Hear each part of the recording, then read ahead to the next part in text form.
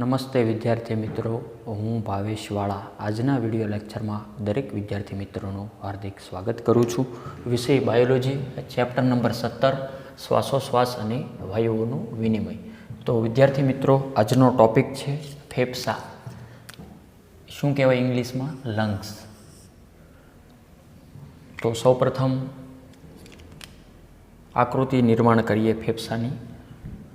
સૌપ્રથમ થોડુંક પહેલાં વર્ણન લખીએ, જેના આધારે ડાબું ફેફસું અને જમણું ફેફસું બંનેનો ભેદ પણ આપીએ. એક જોડ ફેફસા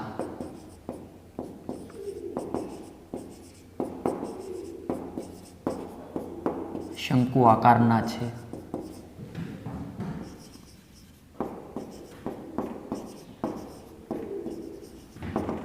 જે ઉદરીય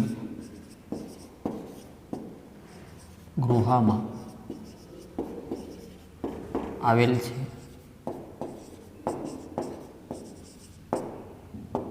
તે પાંસળી પિંજર દ્વારા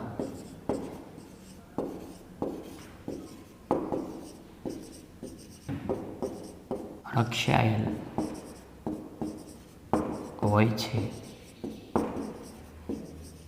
ઉરોદર પટલ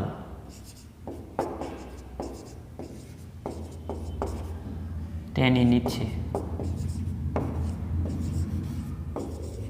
સ્થાન પામેલ હોય છે.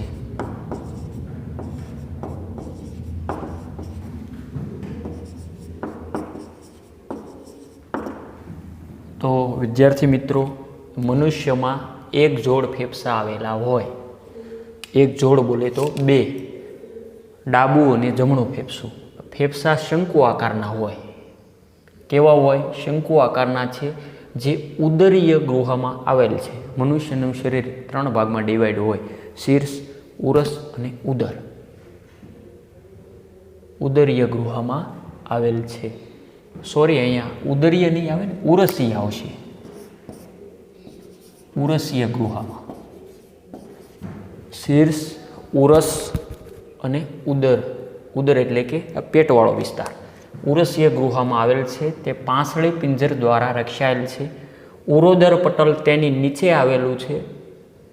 એટલે કે ઉરોદર પટલ છે જે ઉદરીય ગૃહમાં આવેલું હોય તેમ.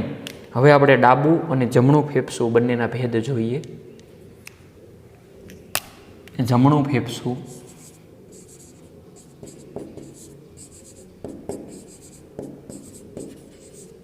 અને ડાબું ફેફસું.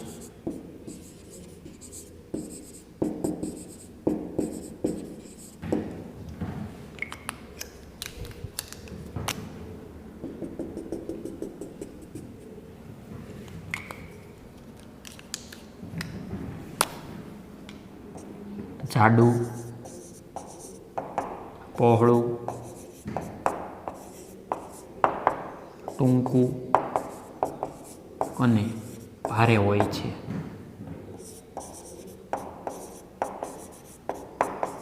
જમણા ફેફસાની વાત કરી. ડાબા ફેફસામાં પાતળું, સાંકડું, લાંબુ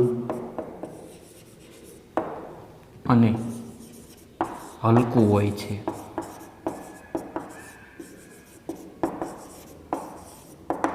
બીજો પોઈન્ટ,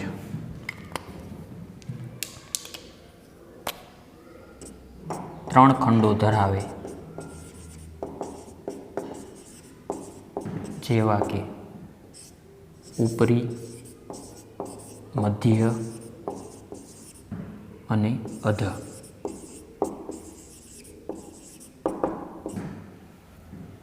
જ્યારે ડાબું ફેફસું તે 2 ખંડો ધરાવે છે.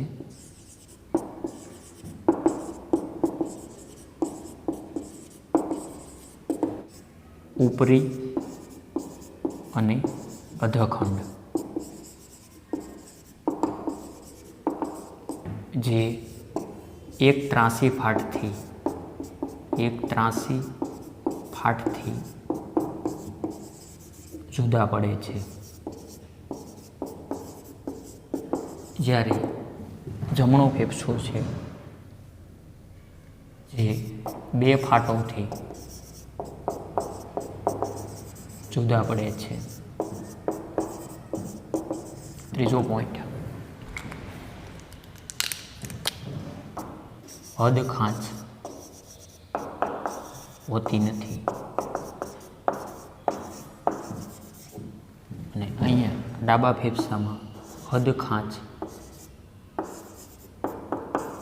જોવા મળે છે.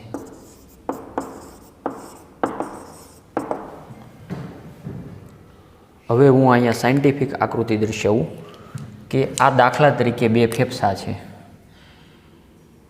જોજો અહીંયા લાંબુ ત્રાંસુ શંકુ આકારનું, બરોબર. તો આ થયું જમણું ફેફસું અને આ છે ડાબું ફેફસું. ધ્યાન અહીંયા જ તે. રેડી? તો કે રેડી.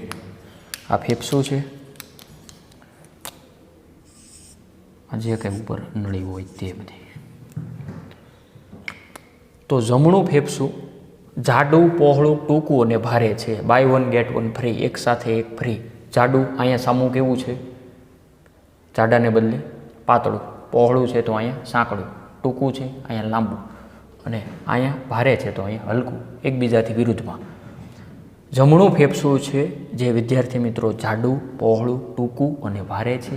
જ્યારે ડાબું ફેફસું પાતળું, સાંકડું, લાંબુ અને હલકું હોય છે. યાદ રહી જાય. જમણું ફેફસું 3 ખંડો ધરાવે. કેટલા ખંડો ધરાવે? 3 ખંડો. આ દાખલા તરીકે આમ આ બે ફાંટ આડી જોવા મળે. આમ આ 3 ખંડો થયા તો કે થયા. એમાં સૌથી ઉપરનું ઉપરી ખંડ, મધ્યનું મધ્યખંડ અને નીચે એટલે કે અધ, ઉધ્વની અધ એટલે કે અધખંડ. રેડી? જે બે ફાંટો ધરાવે, જે બે ફાંટોથી જુદા પડે છે. બે ફાંટો કઈ? અહીંયા જે મેં આડી દર્શાવી તે. જ્યારે ડાબું ફેફસું છે તે 2 ખંડો ધરાવે, મતલબ આમ છે. આ તમે ફાંટ જોવો છો એક જ છે અને ત્રાસી છે. તે 2 ખંડો ધરાવે. ક્યુ? ઉપરી અને અધ. મધ્યખંડ અહીંયા આવેલું નથી, જે એક ત્રાસી ફાટથી જુદા પડે. જુઓ દર્શાવ્યું, બધું સાયન્ટિફિક દર્શાવ્યું. જમણા ફેફસામાં હદ ખાંચ હોતી નથી. જુઓ આવી અહીંયા ખાંચ છે તો કે ના, અહીંયા હદ ખાંચ છે. શા માટે? કારણ કે અહીંયા હૃદય ગોઠવાયેલું હોય એટલા માટે. અહીંયા આમ હૃદય ગોઠવાયેલું હોય. ક્લિયર? હૃદય મુઠ્ઠી જેવડું અંગ છે. ક્લિયર? તો કે ક્લિયર. તો એક જોડ ફેફસા શંકુ આકારના છે જે ઉરસીય ગૃહમાં આવેલ છે. તે પાંસળી પિંજર દ્વારા રક્ષાયેલા છે. કે ફેફસાના ફરતે 12 જોડ પાંસળીઓ આવેલી હોય. રેડી? કારણ કે ફેફસા નાજુક અંગ છે એટલા માટે તેના ફરતે રક્ષણાત્મક આવરણ તરીકે પાંસળીઓ આવેલી હોય. પાંસળીઓ એટલે કે પાંસળીનું પિંજર આખું બનેલું છે. ઉરોદર પટલ તેની નીચે સ્થાન પામેલું છે. આની બરોબર એક્ઝેક્ટ નીચે ઉરોદર પટલ છે, જે પણ આપણે સાયન્ટિફિક રચના જોઈએ. સૌપ્રથમ તમે બાજુમાં રચના જોઈ શકો. તો વિદ્યાર્થી મિત્રો તમે જોઈ શકો છો બાજુમાં રચના. માનવ શ્વસન તંત્રની રેખાકૃતિ. ડાબા ફેફસાનો ઊભો છેદ પણ દર્શાવેલ છે. તો તેમાં સૌથી ઉપરથી હું નામકરણ જોઉં છું. જમણી બાજુ ઘાંટી ઢાંકણ, સ્વરપેટી, શ્વાસનળી, ફુફુસીય આવરણ સ્તર, વાયુકોષ્ઠ, ફુફુસીય આવરણ જળ, સૂક્ષ્મ શ્વાસ વાહિકા. બાજુમાં શ્વાસવાહિની, પાંસળીનો કપાયેલો છેડો, ફેફસા અને ફેફસાની બરોબર નીચે ઉરોદર પટલ દર્શાવેલું છે. અને બે ફેફસા વચ્ચે હદ ખાંચની અંદર હૃદય દર્શાવેલું છે. ક્લિયર? શાંતિથી આકૃતિ ઓબ્ઝર્વેશન કરો. આના ઉપરથી આપણે વર્ણન હમણાં જોવું છે. રેડી? તો ફેફસાની અંતસ્થ રચના પણ હમણાં લખીએ. સૌપ્રથમ આકૃતિ નિહાળી શકો.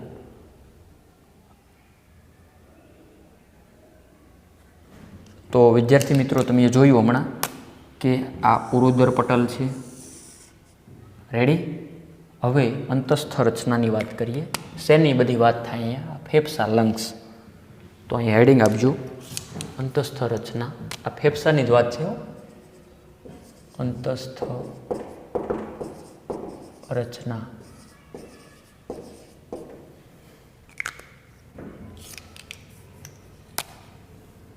દરેક ફેફસું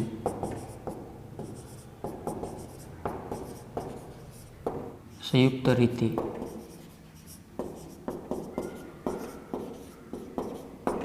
ફૂફૂસ આવરણ દ્વારા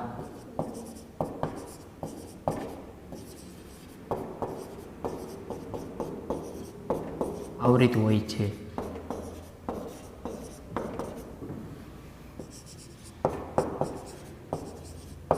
બાહ્ય આવરણ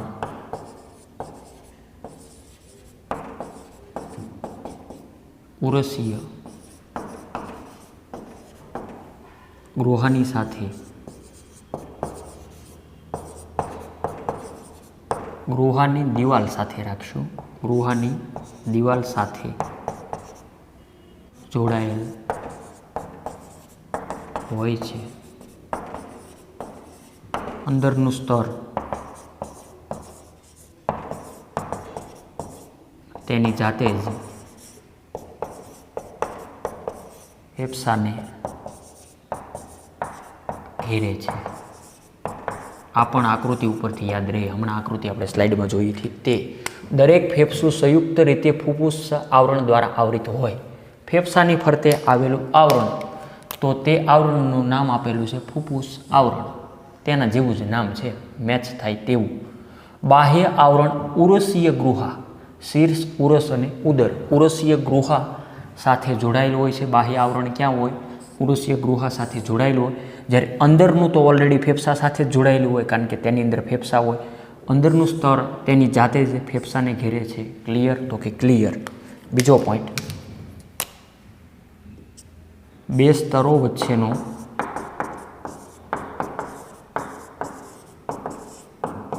અવકાશ આવરણ દ્વારા સ્ત્રવિત ઘર્ષણ નિરોધક પ્રવાહી ધરાવે છે.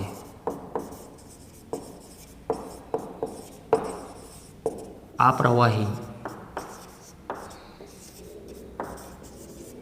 ફેફસાને આંચકા સામે રક્ષણ આપે છે.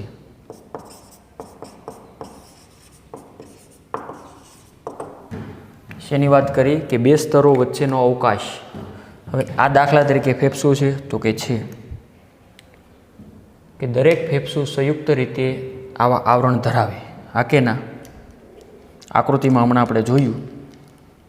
હવે અહીંયા આકૃતિમાં ગબડગટો ન થઈ જાય એટલા માટે હું ખાલી આમનામ દર્શાવું. આવું આવરણ. બે સ્તરો વચ્ચેનો અવકાશ એટલે જે ખાલી ભાગ રહે તે. જો હું અહીંયા દર્શાવું કે આ બાહ્ય સ્તર, આ અંદરનું, આ બંને વચ્ચે કંઈક પ્રવાહી ભરેલું છે જે ઘર્ષણ નિરોધકનું કાર્ય કરશે, જેથી ઘર્ષણ ઓછું લાગે. આ બે ફેફસાના ફરતે છે એવું માની લો કે બે સ્તરો વચ્ચેનો અવકાશ આવરણ દ્વારા સ્ત્રવિત.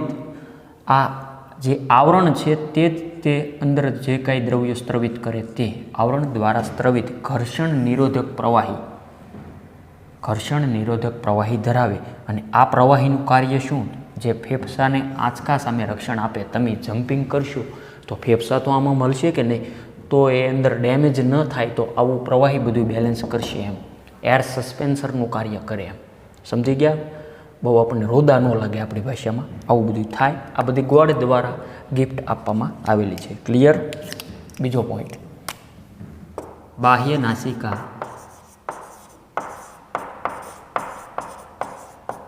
છિદ્રોથી શરૂ થતો ભાગ અંત્ય શ્વાસ વાહિકા સુધી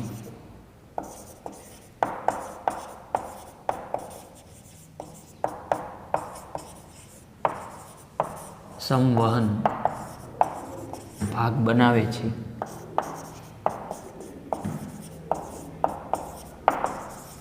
જ્યારે વાયુકોષ્ઠો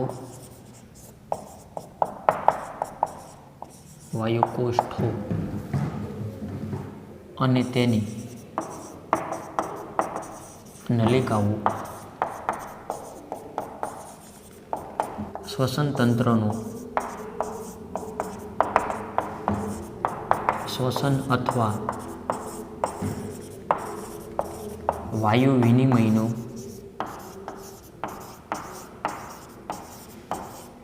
તેનો ભાગ બનાવે છે.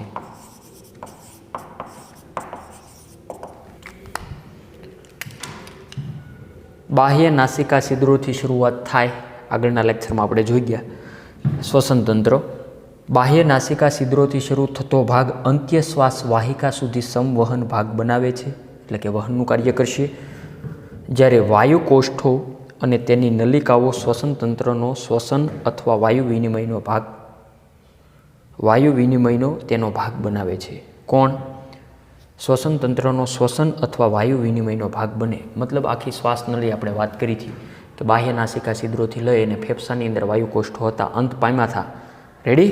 બીજી વાર, બાહ્ય નાસિકા છિદ્રોથી શરૂ થતો ભાગ, આગળની આકૃતિ યાદ કરો, અંત્ય શ્વાસ વાહિકા સુધી, આગળ મેં તમને ઓલરેડી આકૃતિ આપી હતી શ્વાસવાહિની વૃક્ષની, સંવહન ભાગ બનાવે. જ્યારે વાયુ કોષ્ઠો અને તેની નલિકાઓ શ્વસન તંત્રનો શ્વસન અથવા વાયુ વિનિમયનો તેનો ભાગ બનાવે છે. તો વિદ્યાર્થી મિત્રો, હજી અંતસ્થ રચનાનું વર્ણન બાકી છે. સૌ પ્રથમ પહેલાં એટલી વસ્તુ નોટ કરો, ત્યારબાદ બાકીનું વર્ણન જોઈએ.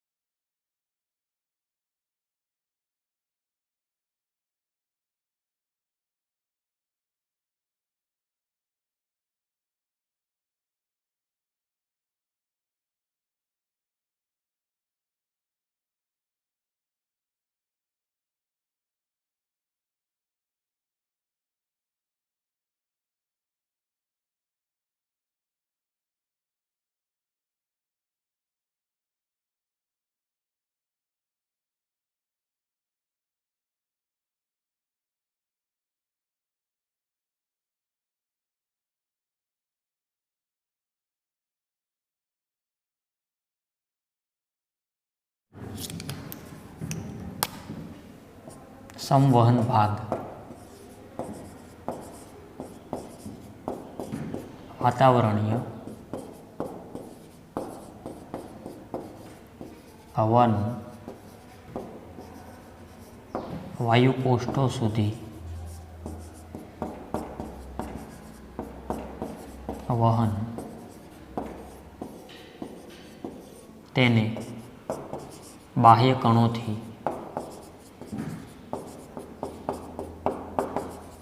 મુક્ત કરે છે.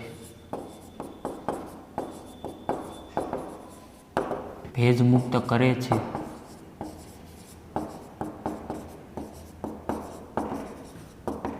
અને વાયુને શરીરના તાપમાન સુધી લાવે છે. વાયુ વિનિમય ભાગ.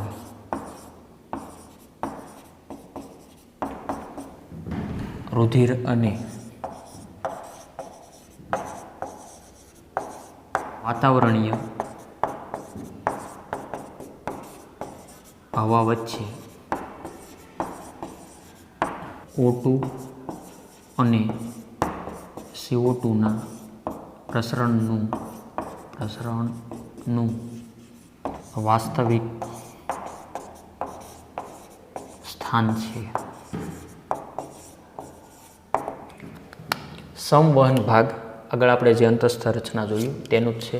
સંવહન ભાગ વાતાવરણીય હવા જે અંદર દાખલ થઈ એ હવાનું વાયુ કોષ્ઠો સુધી વહન થાય તો કે થાય, તો બાહ્ય કણોથી મુક્ત કરે છે અને ભેજ મુક્ત કરે છે। જે ભેજવાળી હવા હોય એ ભેજ એમાંથી ઉડી જશે અને વાયુને શરીરના તાપમાન સુધી લાવે છે। બહારની હવા જે હોય ઠંડી તો તેને શરીરના તાપમાન સુધી ગરમ કરશે। તેમ વાયુ વિનિમય રુધિર અને વાતાવરણીય હવા વચ્ચે થાય। એ વિદ્યાર્થી મિત્રો આગળના લેક્ચરમાં આપણે નથી શીખી ગયા તો કે શીખી ગયા। વાયુ વિનિમય ભાગ રુધિર બ્લડ અને વાતાવરણીય હવા વચ્ચે થાય। બહારથી હવા અંદર લીધી અને રુધિર સુધી અને રુધિરમાંથી જે કાંઈ ફેફસા મારફતે બહાર। વાયુ વિનિમય ભાગ રુધિર અને વાતાવરણીય હવા વચ્ચે O2 અને CO2ના પ્રસરણનું વાસ્તવિક સ્થાન છે। હવે આપણે એક્ઝેક્ટ સ્થાનની વાત કરીએ। સ્થાન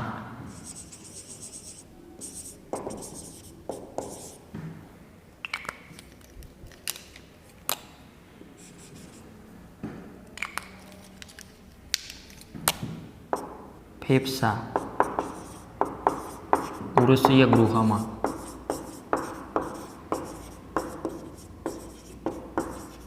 સ્થાન પામેલા છે।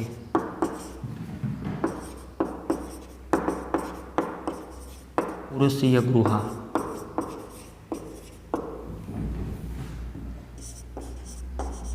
પૃષ્ઠ બાજુ કરોડ સ્તંભ દ્વારા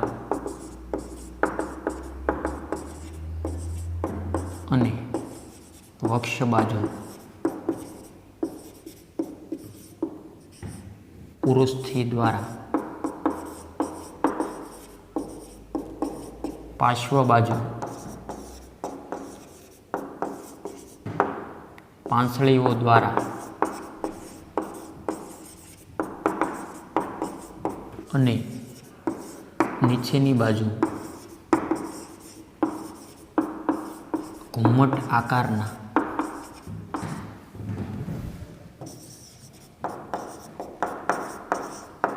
ઉરોદર પટલ દ્વારા બને છે। તો સ્થાનની વાત કરી કે ફેફસા ઉરસીય ગૃહમાં સ્થાન પામેલા છે તે આપણે સમજી ગયા। ઉરસીય ગૃહમાં પૃષ્ઠ બાજુ આજે આપણી પીઠ ભાગ જે કરોડ સ્તંભ દ્વારા વક્ષ બાજુ આગળની બાજુ ઉરોસ્થિ દ્વારા રેડી જે પીઠ પાછળ એટલે કે પૃષ્ઠ બાજુ કરોડ સ્તંભ દ્વારા આ ખાસ યાદ રાખજો। પૃષ્ઠ બાજુ કરોડ સ્તંભ દ્વારા અને વક્ષ બાજુ ઉરોસ્થિ દ્વારા સાઈડમાં એટલે કે પાર્શ્વ અત્યારે હાલમાં જે તમે જોઈ શકો છો મને આ રીતે તે થઈ સાઈડમાં આ બાજુ પૃષ્ઠ આ બાજુ વક્ષ અને આ બાજુ સાઈડમાં એટલે કે પાર્શ્વ બાજુ। તો પાર્શ્વ બાજુ પાંસળીઓ દ્વારા અને નીચેની બાજુ ઘુમ્મટ આકારના ઉરોદર પટલ એ પણ હમણાં આપણે જોયું હતું તે બે ફેફસાની નીચેની બાજુ ઘુમ્મટ આકારના ઉરોદર પટલ દ્વારા જોડાયેલો હોય। તો આ રીતે ફેફસાનું સ્થાન હોય। લાસ્ટ પોઈન્ટ આમાં ફેફસામાં ઉરસમાં ફેફસાની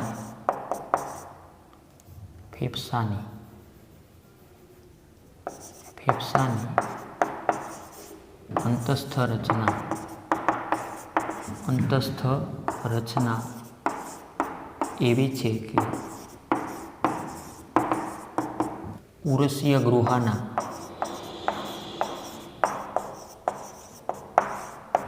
કદમાં થતો કોઈ પણ ફેરફાર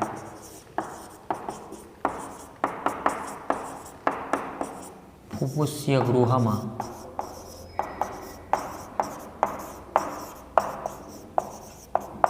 જોવા મળે છે।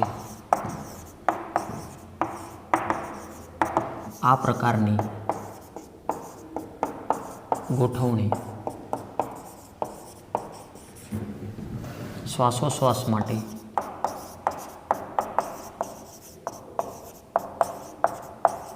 આવશ્યક છે, કારણ કે આપણે સીધા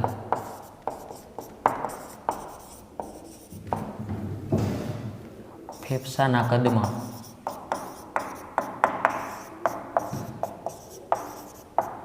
ફેરફાર કરી શકતા નથી.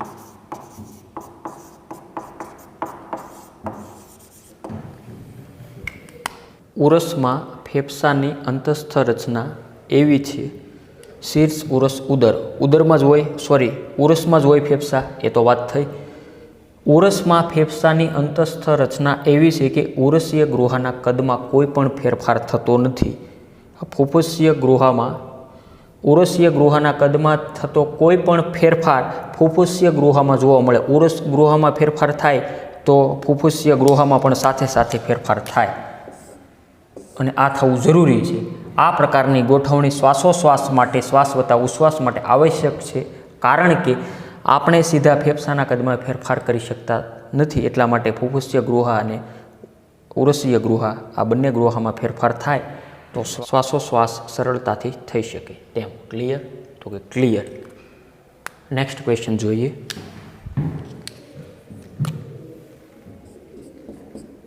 શ્વસનના તબક્કાઓનું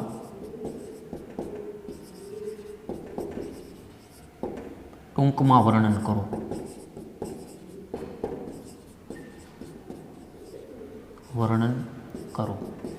શેનું વર્ણન કરવાનું છે? શ્વસનના તબક્કાઓનું ટૂંકમાં વર્ણન કરો.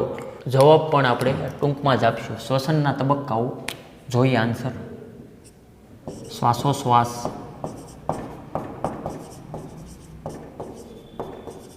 અથવા વાત વિનિમય,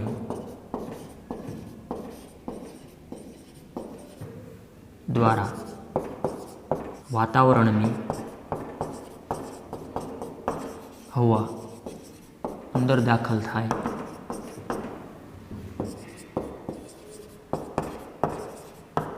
અને CO2 સભર વાયુકોષ્ઠોની હવા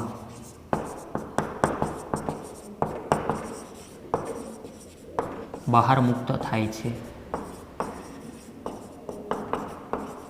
સૌપ્રથમ આપણે બધું લખી નાખીએ અને ત્યારબાદ જોઈ લઈશું.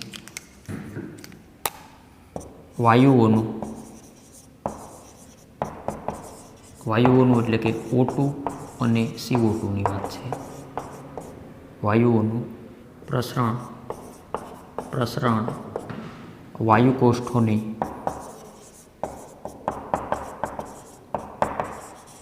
સમગ્ર સપાટી દ્વારા થાય છે.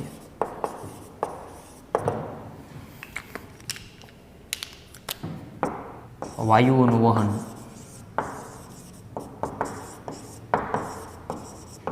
રુધિર દ્વારા થાય છે.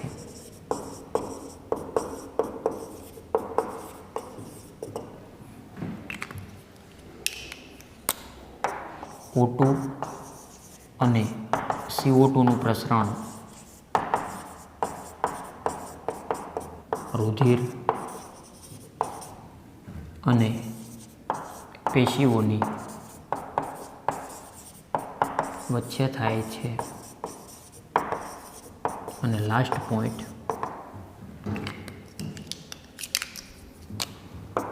O2 ને કોષો અપચય ક્રિયામાં વાપરે છે અને પરિણામે CO2 મુક્ત થાય છે.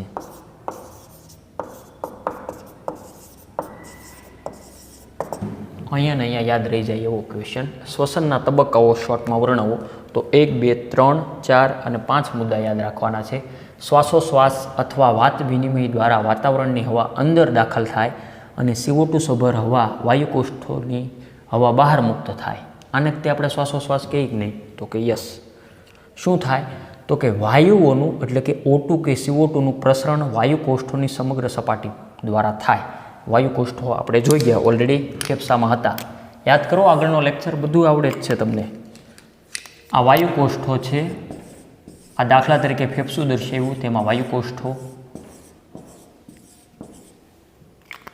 એ જે કાંઈ એની આપલે કરશે, રુધિર દ્વારા CO2 આપી દેશે અને O2 એ લઈ લેશે અને O2 વાળું રુધિર સર્ક્યુલેશન થશે. હા કે ના? આ CO2 વાળું રુધિર છે જે ફુફ્ફુસીય શિરા દ્વારા અંદર દાખલ થાય અને O2 વાળું રુધિર ફુફ્ફુસીય ધમની દ્વારા બહાર નીકળશે. આવું બધું તમને આવડે જ છે સાયન્ટિફિક. વાયુઓનું O2 અને CO2નું પ્રસરણ એટલે ધીમી ગતિએ થાય, જે ઓલરેડી મેં એક ચેપ્ટરમાં તમને સમજાવ્યું હતું. વાયુ કોષ્ઠોની સમગ્ર સપાટી દ્વારા થાય. વાયુઓનું વહન રુધિર દ્વારા થાય. O2 અને CO2નું પ્રસરણ રુધિર અને પેશીઓની વચ્ચે થાય. ક્લિયર? વાયુઓનું વહન શેના દ્વારા થાય? રુધિર દ્વારા. પણ O2 અને CO2નું પ્રસરણ જો તમને પૂછવામાં આવે તો તે રુધિર અને પેશીઓ વચ્ચે થાય. એ આપલે કરી લેશે. O2 લઈ લેશે અને CO2 આપી દેશે. O2 ને કોષો અપચય ક્રિયામાં વાપરે છે. ક્યાં વાપરે છે? ચય ક્રિયા કે અપચય? અપચય ક્રિયામાં વાપરે છે અને પરિણામે શું મુક્ત થાય? CO2 ઉત્સર્જિત થાય. એનું પાછું ટ્રાન્સફર જે તે ટૂંકમાં સમૂહ હતો જે કોષોનો એટલે કે પેશીઓ આપણે કરશે. ક્લિયર? તો શ્વસનના તબક્કાઓનું ટૂંકમાં વર્ણન કરો. શ્વાસોશ્વાસ અથવા વાત વિનિમય દ્વારા વાતાવરણની હવા અંદર દાખલ થાય અને CO2 સભર વાયુકોષ્ઠોની હવા બહાર મુક્ત થાય. વાયુઓનું પ્રસરણ વાયુકોષ્ઠોની સમગ્ર સપાટી દ્વારા થાય, આખી સપાટી દ્વારા થાય. વાયુઓનું વહન રુધિર દ્વારા થાય. O2 અને CO2નું પ્રસરણ રુધિર અને પેશીઓની વચ્ચે થાય. O2 ને કોષો અપચય ક્રિયામાં વાપરે છે અને પરિણામે CO2 મુક્ત થાય. ક્લિયર? તો બહુ સહેલો લેક્ચર છે, ખૂબ સહેલું અને ઇન્ટરેસ્ટિંગ આખું ચેપ્ટર છે શ્વાસોશ્વાસ અને વાયુઓનું વિનિમય. તો વિદ્યાર્થી મિત્રો, આજનો વિડીયો લેક્ચર એટલે સુધી રાખીએ.